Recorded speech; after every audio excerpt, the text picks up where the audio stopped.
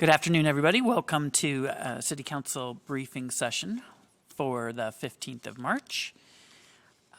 Mr. Ormsby, first we would do a roll call. Council President Beggs. Here. Councilmember Burke. Here. Councilmember Cathcart. Present. Councilmember Kinnear. Present. Councilmember Mumm. Here. Councilmember Stratton. Here. Councilmember Wilkerson. Here. Let the record reflect that all council members are present. All right, now, Mr. Ormsby, take it away. Thank you, Council President and members of the Council. So for the advanced briefing for next Monday, March 22nd, under reports, contracts, and claims, the first item is a proposed value blanket order for air brakes for the Fleet Department. And David Payne is not able to be with us this afternoon. There's currently a contract in place for the purchase of these brakes for $49,999. It's very possible that there will need to be an increase in the number of brakes purchased this next year. These value blanket contracts are a not to exceed amount. So instead of coming back for an amendment at that point, Fleet is asking to be able to go up to the $100,000 limit right now, given what they're finding as they work on trucks. And there is money in the budget to cover the $100,000. I should say that too. If there aren't any questions, I would go to the next two items, which are also value blanket renewals for wastewater and for sewer. And Mike Loden is here to brief these two items. Thank you, Mr. Ormsby. The first item is a value blanket, a new value blanket with D&L Supply from Moses Lake that manufactures access framing grates or framing covers, and we normally would put this out as just a standard one-time contract, one-time bid. The purchasing department elected to go with a value blanket this year to see if we could get them to bite. They did. So we'd like to proceed down that line. It's a maximum of $270,000 for, and there's 4 renewals involved. I'm sorry. And our recommendation is to go ahead and approve this and go ahead with it.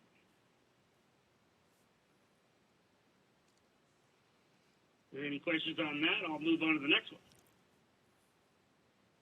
And this one is for renewal. It's a value blanket renewal with Spokane Tin and Sheet Iron Works that manufactures the galvanized bends that we use in catch basins. This is part of the 9 minimum controls for the MPDES permit. They're basically a device that controls the floatables in our storm drains. And it's for $75,000, and that is still, they have not upped their price since 2017, so we recommend approving this one as well. Thank you, Mike. Next, we move on to another Mike Sloan in IT, and he is here to discuss a proposed contract for subscription services for NeoGov licenses. Mike? Mr. Ormsby, appreciate it. Good afternoon, Council. This item is a renewal contract support for NeoGov, and this item is the software we use for subscription services, rights to use for NeoGov licensing. It's for recruitment, hire export candidate text messaging, and they've added a module for onboarding new employees. This has been a long-standing problem for us here at the city to bring new employees on board. And so if you've done it, if you've come on board or had staff come on board in the last several years, you know it's fraught with lots of steps and challenges. And the research done by HR and civil service for this module. And there was a committee that was a group put together to search this out. And we've evaluated their service, and it blends very well with our organization. So that's why you see the increase from the previous year. So we're asking for your approval for $67,548.75, and that is budgeted. Thank you. Thank you, Mike. Next, we have a proposal to basically replace the citation issuance and management system. And Justin Ray is here to present this item and respond to any questions. I think this is something that's been briefed a number of times to the council, but we're at the point now of acquiring the system. Justin. Thank you, Mike, for having me today. So this is a new contract with Electronic Data Collection Corp., EDC, and they're going to provide the city with an integrated citation management system, permit management system, and license plate recognition system. EDC will replace the expiring Duncan Solutions contract and enable us to use LPR for enforcement as well as data collection. And this will be a 5-year contract for $1.2 million with the option for annual extension. Any questions? I had a question. Is that 1.2 million for 5 years or 1.2 million a year? Over 5 years. Okay. So the first year will be the most expensive, and then it will decline. Okay. And on the license plate recognition hardware, what does that include? So initially, it is the camera that goes on top of the car, the laptop that goes into the car, the software, and the server on the back end. And how many units? We would like 3. Okay. Great. Thanks. Thanks, Justin. Next, we have an amendment for additional funding for the investigation and resolution of sexual assault cases, which the council has heard about on a couple of occasions before. And Major Mike McNabb from the police department is here to brief this item. Good afternoon, council. Thanks for having me. I did brief this back in, I think, December when we initially applied for this grant. So we've begun doing the work, and my initial proposal was for 100 hours for each of overtime for each a sergeant and a detective to do additional work in their off time or on the weekends to put extra work towards this effort. They've gotten pretty committed and invested in this project. They anticipate being 90% done by the end of June, which is when the funding runs out. And they're almost already out of overtime. So I proposed an amendment to WASPIC, who's accepted my offer, and we just need your approval. And it's for an additional, for an additional $44,515, bringing the total award up to $90,133.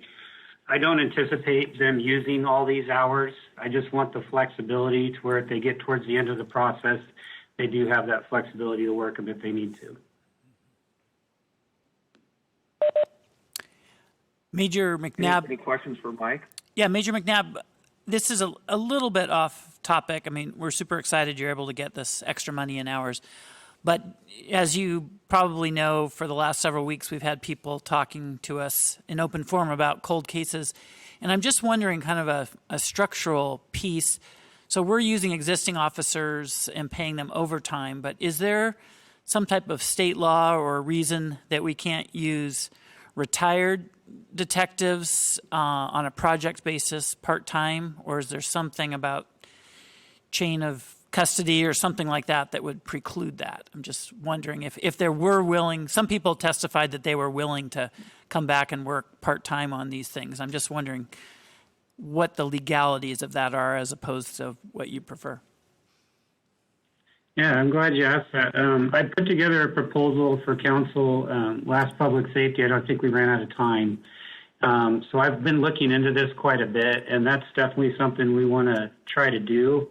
One thing we already do at the police academy where we do our new hires is we hire retired police officers as temp seasonals to be background investigators.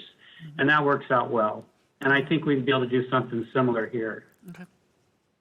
So to answer your question on legality, Washington State has what they call a partial commission or limited commission, and we could take advantage of that as a partial commission type deal.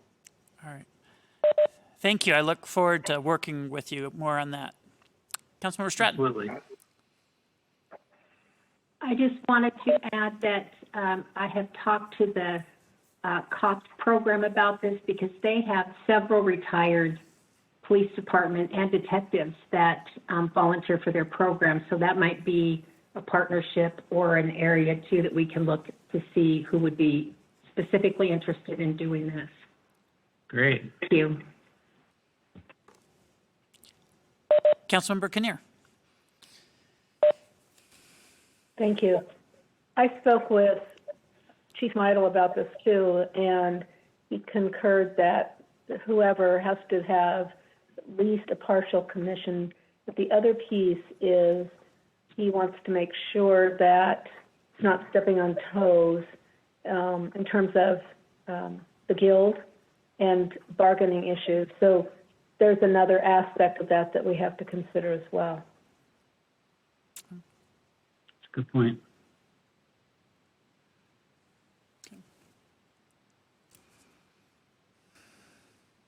Any other questions or comments? Next, the next item, Council President, I don't know if you got the message. The administration wanted to ask to defer that for a week in that they're working to answer a couple of questions that were raised, I believe, at last Thursday's meeting. And so item 7, the administration would like to defer until next week, or until the week after. Okay. I guess would be the 29th. Yep. I'm glad that answers my question. But is there a motion to defer this item 7, A through C, until March 29th at the earliest? So second. Okay. Any discussion? All those in favor of the deferral till March 29th at the earliest indicate by saying aye. Aye. Aye. Aye. Aye. Any opposed, nay? Aye. Any abstentions? All right, that's deferred. Thank you. Okay.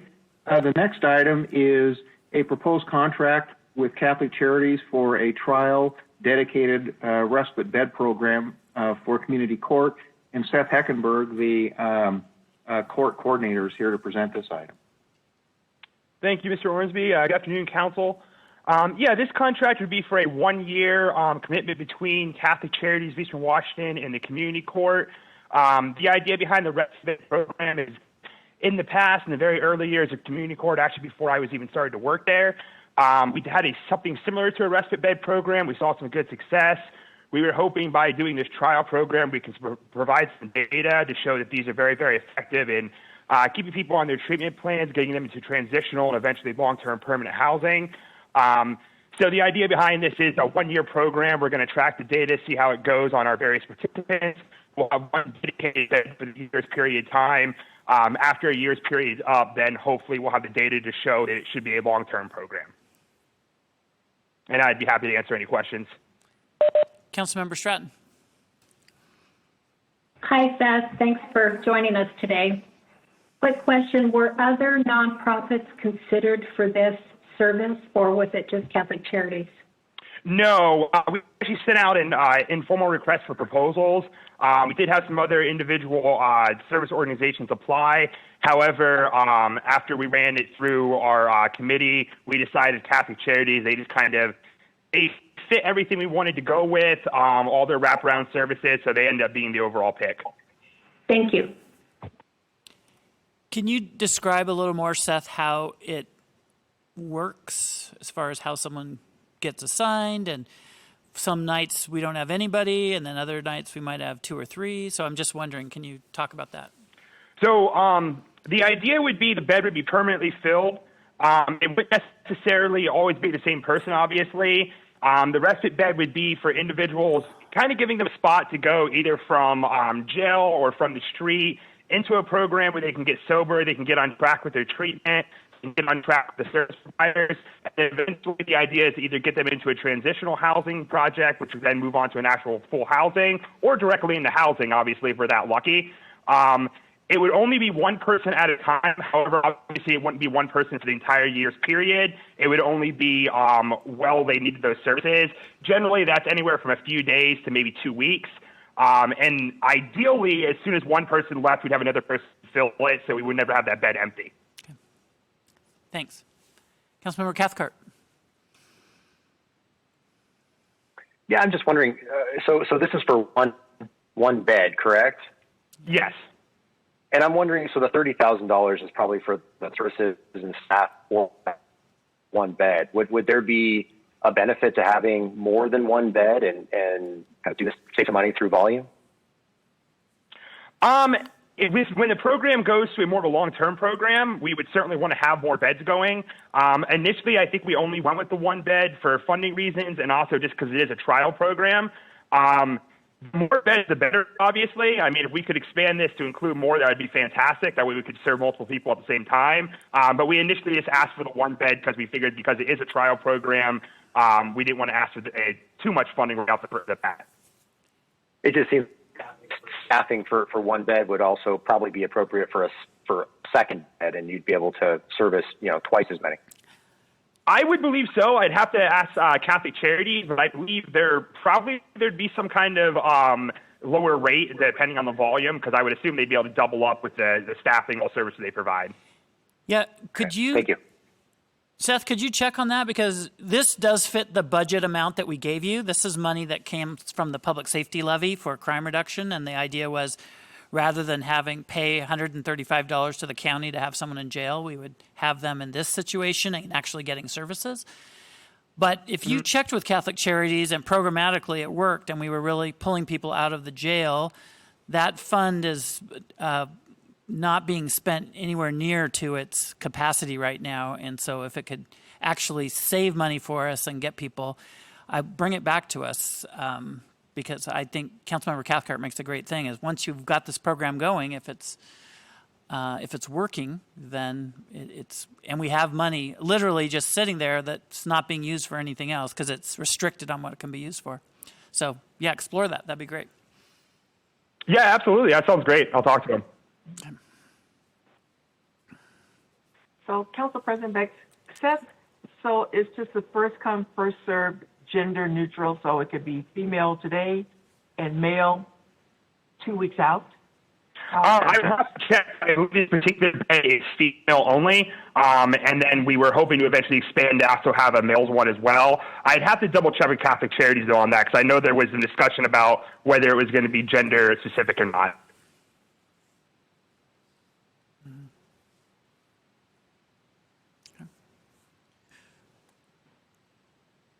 Any other questions for Seth?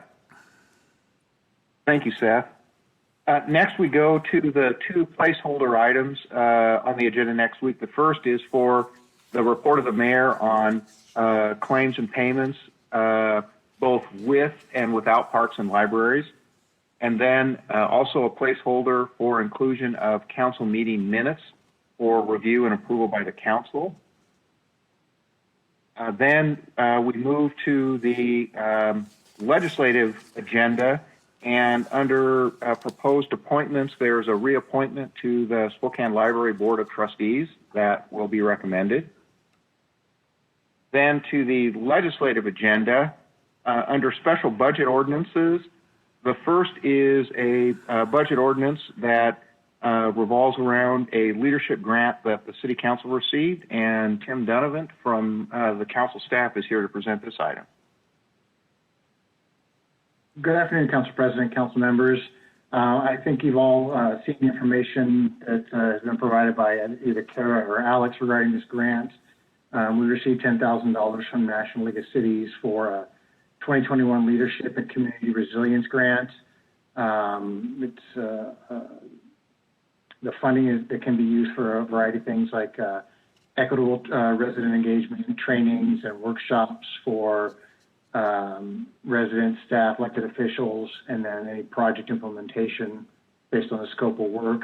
This SBO just recognizes the revenue coming in and establishes the budget for those funds to be spent as needed throughout the year.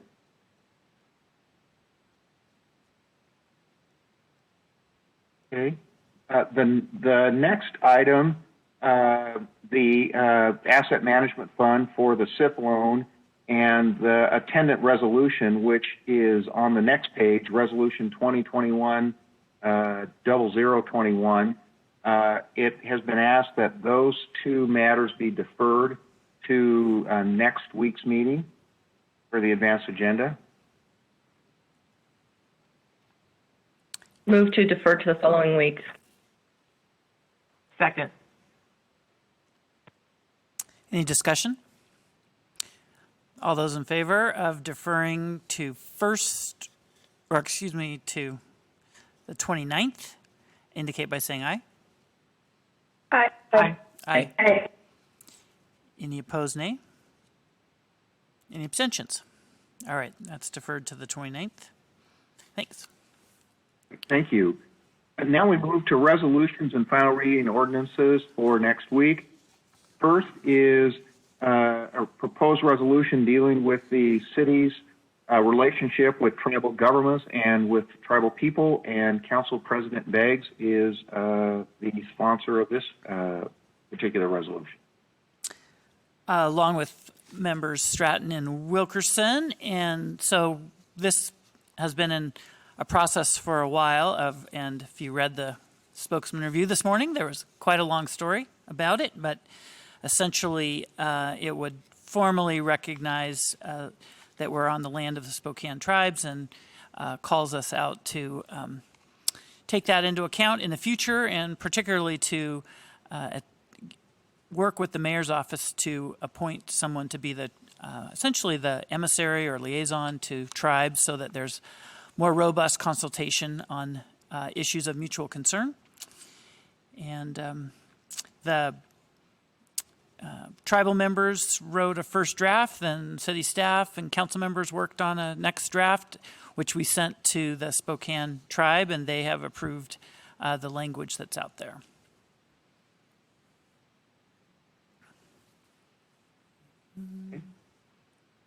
The next resolution is a proposal to form an ad hoc housing action subcommittee of the Urban Experience Committee, and Brian McClatchy of council staff is presenting this item. Thank you, Mr. Ormsby. This resolution establishes an ad hoc subcommittee of the Urban Experience Committee, as Mr. Ormsby pointed out. This is a large housing group that will have two major reasons for being. One is to provide a large inclusive group for recommending housing policy to the City Council. And the other reason is to be the receiving and vetting authority to make recommendations to the Council for the use of $1590 and $1406 for the funding of construction and acquisition of attainable housing in our city. Applications are out as now, and we have received some applications. Next to that will be the technical advisory group operated by Cupid Alexander, which I've heard about in briefing before, which will help to provide the framework for the 1590 funding.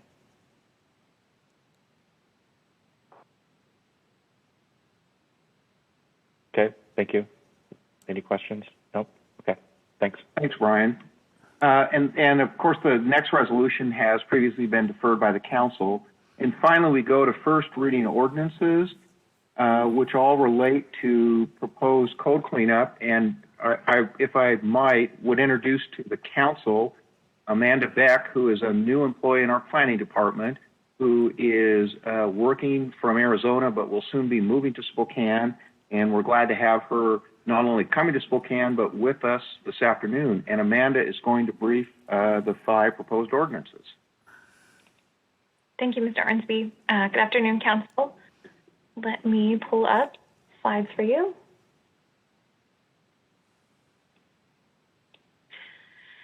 So before the Council are 5 ordinances. This is a change from the ordinances that we're seeing at the public hearing with Plan Commission. Staff just thought it would be best to have an ordinance for each title of the code that is being amended rather than having them all lumped in together. So some background, this was the first code cleanup that we've done since 2015. We haven't done any what we would consider minor revisions. So what that means is that we're updating cross-references for sections that have been repealed or amended, or we're making word choices that are a little bit different for clarification purposes. Generally, we break those types of things down into three. There's minor changes, clarifications, and substantive changes. So all of the proposed text changes before council are minor in nature. They don't pose any substantial changes. Melissa Wittstruck, who was previously with our department, had run through all of these amendments prior to myself, and you'll notice on here I have all of the public engagement that she had done up to this point. Did council have any questions?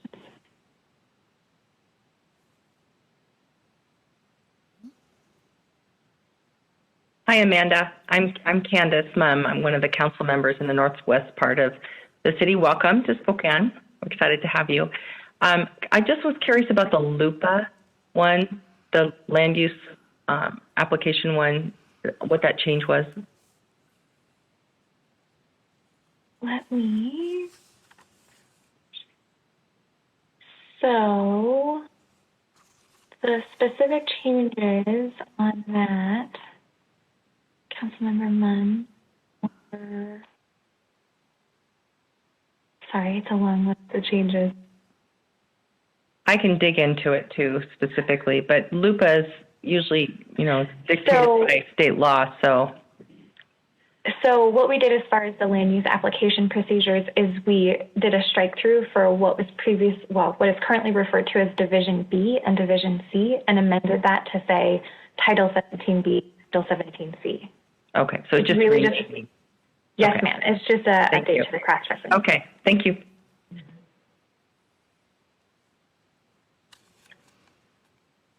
Mike, before you go on, Yes.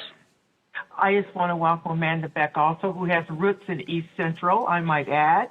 Her father and I worked together for many years, and so I just look forward to seeing you in the neighborhood at some point. Amanda, welcome. Thank you, Councilmember Wilkerson. And I also wanted to jump on the welcome wagon for Amanda. Amanda used to work with me over 10 years ago at Center for Justice when she was a Gonzaga student and was a fabulous employee then. And I couldn't be more excited to have you back working at the city, Amanda. Thanks. Right. Thank you. Great. Thank you, Amanda. And Council President, that completes the briefing on the advanced agenda for next week. All right. Is there a motion to approve the advance agenda as amended? So moved. Second. Any discussion? All those in favor of approving the advance agenda for March 22nd as amended, please indicate by saying aye. Aye. Aye. Aye. Any opposed, nay? Any abstentions? All right. It's approved. Let's see, turning to today, there was a couple, well, really just one change on on resolution 2021-0016, which has to do with general obligation bonds on East Sprague project. There was a request to substitute version that was circulated to council this morning that just updates some language based on our opinion from council. Is there a motion to make that substitution?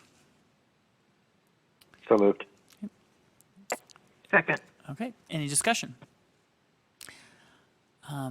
Hearing none. All those in favor indicate by saying aye. Aye. Aye. Aye. Any opposed, nay? Any abstentions? All right. I did email you all. We have only two things. I should say it's more than two things, but we have a special budget ordinance update for three different matters. And this resolution are the only things on tonight's regular 6 o'clock agenda. And I've just put it out there to people whether or not they want to move those up to today, to the 3:30, or keep them on the 6 o'clock. So, Councilmember Stratton. Do we know if we have people signed up to testify tonight? Will we know that? Nope, we haven't. No, we don't know that because we only allow people to sign up at 5 o'clock. So no one's. So we won't know. We Okay. won't know. We won't know. So there's not a neighborhood council report. But anyway, and I'm agnostic. We'll go with the will of the members. So if there's a motion, great. If not, then we'll just keep going. So I'll make a motion to vote on the SBO at the 3:30 meeting and not have our legislative meeting. Okay. I'll second. Okay, and I'll take a friendly amendment to also include the resolution. Yeah. And the resolution. Yeah. Okay, and that's you too on the second, Ms. Kinnear, Councilmember Kinnear. And I'll second that one too. Okay, all right. Any discussion? Yes, Councilmember Burt. Yeah, since we're not going to have if we vote on this and we're not going to have a 6:30 meeting, I wondered if I could just have a point of personal privilege to express one of the proclamations that was supposed to be read tonight, and then share a little bit about an event that I'm hosting. Sure. So if that vote happens, I will extend that personal privilege to you. Yes. All right. So there's a motion before us to essentially advance the 6 o'clock legislative agenda to this meeting. It's been seconded. All those in favor indicate by saying aye. Aye. Aye. Aye. Any opposed, nay. All right. Any abstentions? Nay. Okay. Is that Councilmember Stratton on the nay? Okay. Thank you. Any abstentions? All right. We'll get to those in a moment, and we'll get to that privilege as well, Councilmember Burke. But at this point, we have the consent agenda. Reports, contracts, and claims. Number 1, annual bank. Oh, wait, I'm sorry. Before we do that, if Mr. Buller is on the line, he was going to give us an update on the Summit Centennial Trail. I just wanted to hear that since we've been deferring it, but we're going to vote on it tonight. So I was wondering, Dan, if you could just give us an update on how that You turned bet. out. We finally got news from DOT this morning that finally Centennial Trail will be permitted to be awarded. They agreed with Halmey's appeal that they had, in fact, met the DB requirements and that the lower level folks had misjudged the facts of the case. So we're happy to see that happening, and if you all approve it, we will get this project started as soon as we can. I drove by there this morning when I was on my way from another thing, and it looks like an area that really needs a Centennial Trail gap filled. All right. Well, thanks for your very persistent work on that. We look forward to voting on that. And now, Ms. Pfister. Reports, contracts, and claims. Number 1, annual value blanket with H.T. Fowler Company, Spokane Valley, Washington, for curb and valve boxes not to exceed $100,000, including tax. Number 2, purchases by Fleet Services for the Street Department from WAUSAU Equipment Company, Incorporated, New Berlin, Wisconsin, for 3 Wausau snowplows, $66,682.74, including tax. B, Timeco Incorporated, Spokane, for a Timeco air sweeper, $339,842.10, including tax. Number 3, value blanket renewal number 2 of 4 with National Barricade and Sign Company, Spokane, for the purchase of aluminum sign blanks not to exceed $80,000. Number 4, contract with 0DB Communications LLC, Spokane, for in-ground and overhead construction of new conduit and fiber route from City Hall to the Combined Communication Building from March 22nd, 2021 through October 1, 2021. $596,462.72, including tax. Item number 5, memorandum of understanding with Comstock and Cliff Cannon Neighborhood Councils to hang banners from city-owned poles as part of neighborhood beautification. Number 6, report of the mayor of pending 8 claims and payments of previously approved obligations, including those of Parks and Library through March 5, 2021, total $5,228,515.33 with Parks and Library claims approved with respect to boards. Warrants excluding Parks and Library total $4,683,470.28. B, payroll claims of previously approved obligations through March 6, 2021, $7,069,252.23. Number 7, City Council meeting minutes, March 1 and March 4, 2021. Number 8, low bid of Halme Construction, Spokane for Centennial Trail, Summit Boulevard, $1,954,325.97 plus tax. An administrative reserve of $195,432.60 plus tax, which is 10% of the contract price plus tax, will be set aside, deferred from March 1, 2021 agenda. All those in favor of approving today's consent agenda indicate by saying aye. Aye. Aye. Aye. Any opposed, nay? Any abstentions? Consent agenda is approved. Councilmember Burke will extend personal privilege to you. Thank you, Council President. So I just wanted to make a little announcement since we won't be having our 6 o'clock meeting tonight.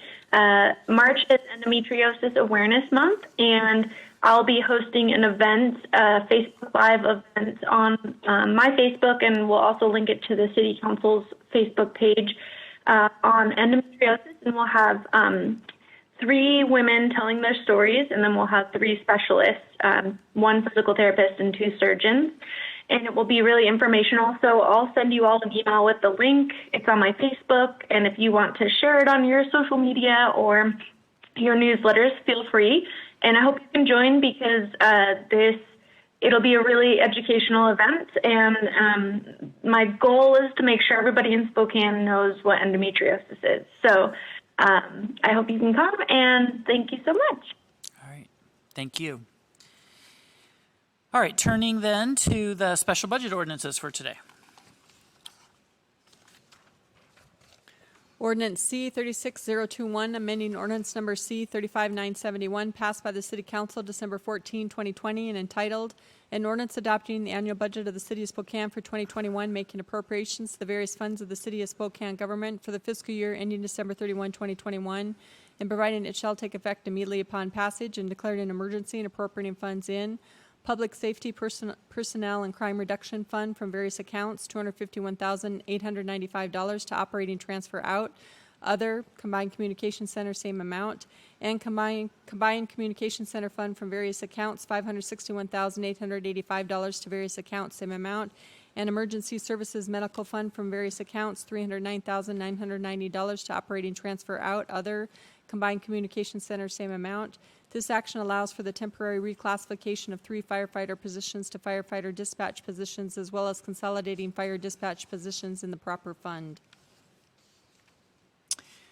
All right, so this is allowing us to temporarily keep our fire dispatch going while the new hires have been trained, which is going to take a few more months, essentially what's going on, and cleaning up the accounting and essentially utilizing some money from our public safety levy that's available for new positions like these.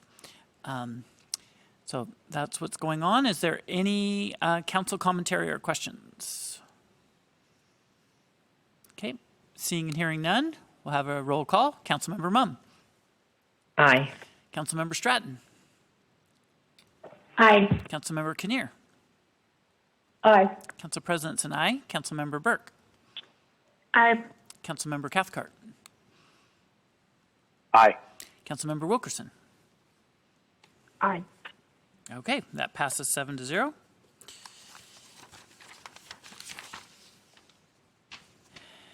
And if you want to go to the resolution. Resolution 2021-16 of the City of Spokane, Washington, providing for the issuance and sale of a taxable limited tax general obligation bond in the aggregate principal amount of not to exceed $2 million to secure an interfund loan from the Spokane Investment Pool to the Asset Management Fund to finance a portion of the cost of the acquisition, construction, and installation of the Sprague Phase 2 Streets project, fixing the date, form, maturity, interest rate, terms, and covenants of the bond, establishing the provisions for repayment of the interfund loan established thereby, authorizing the sale and delivery of the bond to the city, and providing for other matters properly relating thereto, deferred from the March 8, 2021 agenda. All right, any discussion or questions about that? All right, seeing them, we'll have, yes, Councilmember Mumm. Oh, I just thought it might be good to hear what exactly this is paying for and what we're going to get. for that section phase 2. People might not remember. It's been a while. I don't know if there's any staff on the line that can. Oh, there's Catherine. Excellent.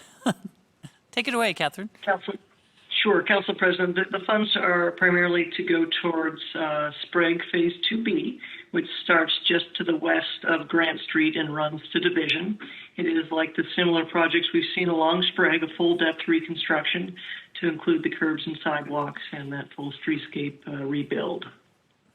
And the additional dollar or language that was added was including any remaining funds could go towards the Riverside project, which is back behind with the U-District Bridge area. Okay. So. Thank you. Great. So essentially from the University District Bridge west. So it's great. All right. Any other questions or comments? All right. Seeing and hearing none, we'll have a roll call. Councilmember Mumm. Aye. Councilmember Stratton. Aye. Councilmember Kinnear. Aye. Council President's and I. Councilmember Burke. Aye. Councilmember Cathcart. Aye. Councilmember Wilkerson. Aye.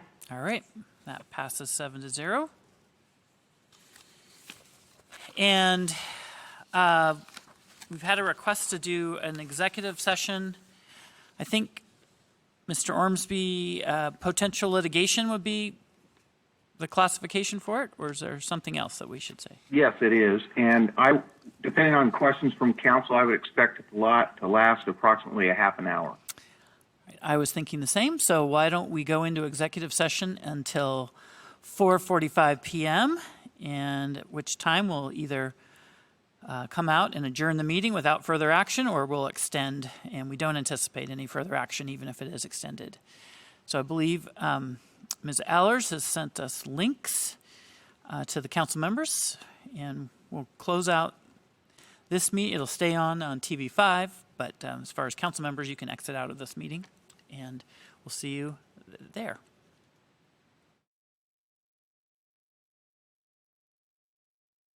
Hello, everyone. We've finished our executive session at 5:05, and our briefing session is now adjourned. Have a good evening. And remember, we're not meeting at 6 o'clock. We've canceled that. We'll see people at our Thursday 11 o'clock study session next.